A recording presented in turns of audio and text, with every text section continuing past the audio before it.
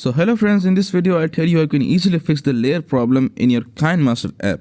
For example, you are editing a video, but whenever you try to add many layers in your video, it shows an error.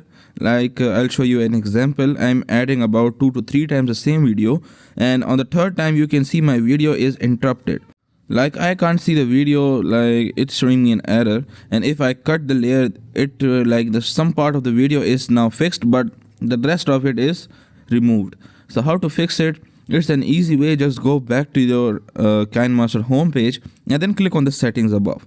After that, just go to advanced setting, and here click on allow unlimited video layers. When you click on this, your problem is fixed, but there is another problem. Like if I add many layers, now it will not show me the error, but it will take now time in rendering. Like it will take so much time in rendering. So this was how you can do it, and the problem is fixed. It's an easy way how to fix it.